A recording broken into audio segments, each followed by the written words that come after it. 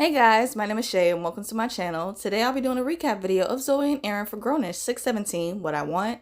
I know it's been a very long time since I've done one of these, but considering what happened in this episode and the fact that the show is ending soon, there was no way I wasn't going to come back to talk about it. I'm excited to get into this recap. Let's get it. Zoe's back in LA being a supportive sister because she knows that Andre's getting ready to graduate soon. They have a really funny and awkward moment. Afterwards, she heads to Cal U because Aaron reached out to her saying that he wanted to talk. Of course, she breaks the fourth wall like she always does and starts to worry why Aaron wants to speak with her. She immediately assumes the worst, thinking that he has cancer or something, and I'm like, girl, calm down. She walks into his office and Aaron just lights up when he sees her, and that's exactly how I felt seeing Zarin on my screen again. He notices the shopping bag Zoe's carrying and already knows that she was at the Grove, to which Zoe replies, "You know me so well." So true, and vice versa, because they have always been so transparent with each other and never felt the need to hide anything. Aaron shares some really good news with her that he was promoted to full-time professor. We've seen how hard he has worked to get to this place, and to finally see it pay off for him, I'm really proud. Zoe is ecstatic for him and congratulates Aaron with a warm hug, as she should. She mentions that him receiving this promotion is long overdue and that he deserves his flowers. They start to make small talk as they casually but very awkwardly inquire about each other's personal lives. Aaron mentions that he broke up with Edie and that he was the one to end the relationship. Zoe pretends to be sympathetic and shocked while we all know in her head she is doing cartwheels. Breaking the fourth wall, she gives herself the Academy Award for Best Performance, and she also wonders why Aaron is conveniently bringing this up in their conversation. Aaron flips it on Zoe and asks, with her being a young woman in New York, if she's had any gentleman callers. Zoe mentions while she has had some calls, she hasn't been answering because she's just too busy to date. Aaron does the same exact thing, pretending to be all cool when Zoe tells him this, but we know in his head he is smiling on the inside, knowing that Zoza wasn't having a hot girl summer, okay? I love these two weirdos, man. Aaron mentions that he heard from Andre that she might be moving back to LA. He says with a subtle intent that LA is a great place to rebuild businesses and relationships, wink wink.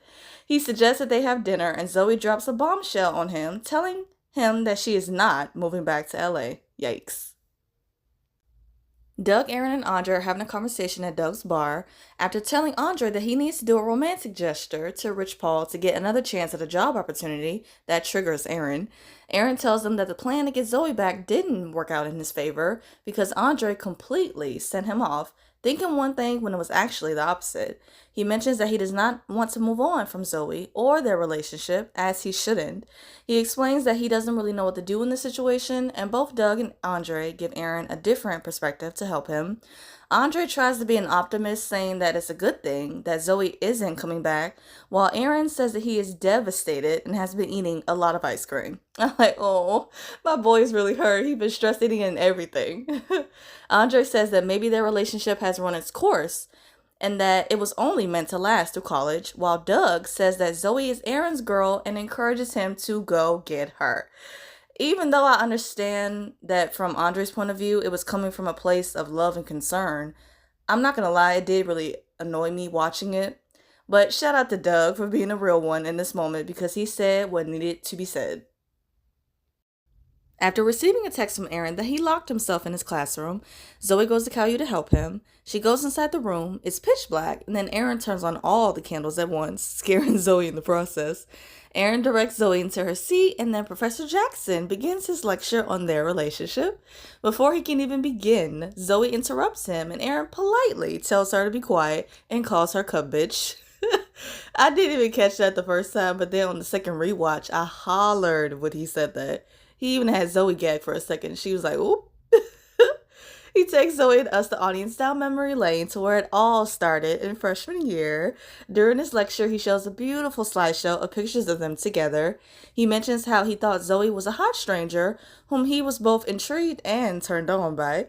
He says that shortly after the meeting, it didn't take long for him to fall for her. It's that classic trope of the girl falls first, but the boy falls even harder.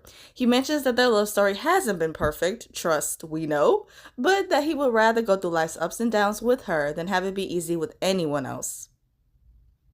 He tells Zoe that she's a lot of things, but easy has never fit her description. He goes down the list describing her, saying that she is smart, complicated, irritating, beautiful, hot as hell, funny, annoyingly slow when walking. But most of all, she is his favorite person. And you know what? Zara will always and forever be my favorite couple. And I also want to say I really loved the callbacks to season one in this scene, from this proposal taking place in their midnight class from the pilot, him guiding her into the same seat where she used to sit right next to him calling her freshman, and the reference to Cup Bitch when she had to pass him out at the party. Aaron tells Zoe that he's even more in love with her now. He is such a romantic. Zoe starts to panic a little when Aaron slowly approaches her. He mentions that he gotten everything that he could ever want, but that it just doesn't feel right because the only thing that he wants more than anything is her. He gets choked up telling Zoe that he'll follow her anywhere and that he just wants to be with her forever.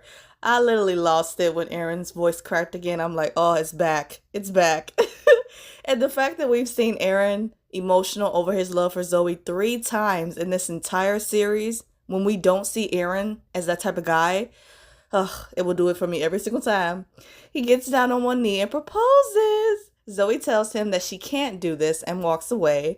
And I'm like, why she leave Aaron like that? Why? The writers finally given the Day One Aaron fans a long-awaited proposal for them, and this is what we get in return. Nasty work. They are really going to make us stressed all the way until the very end. I feel like the only reason she left like that was because she's scared, or she doesn't want him to give up his promotion for her. Zoe was pretty much manifesting this proposal and marriage in season 1. And also multiple times she said that she was in love with him before they were ever even in a relationship. So you cannot convince me otherwise that she doesn't truly want this. I hope you guys enjoyed my recap for Zoe and Aaron for Grownish 617. I really enjoyed Aaron's proposal so much. It was so sweet and sentimental and beautiful. The only thing that would have made it better is if Zoe said yes, but we shall see how their love story ends next week for the series finale. But I have no doubt my babies will get a happy ending like they deserve. Let me know your thoughts about Aaron's proposal and what are your predictions for the finale in the comments. I hope you guys have a great day, stay safe, and see you guys next week.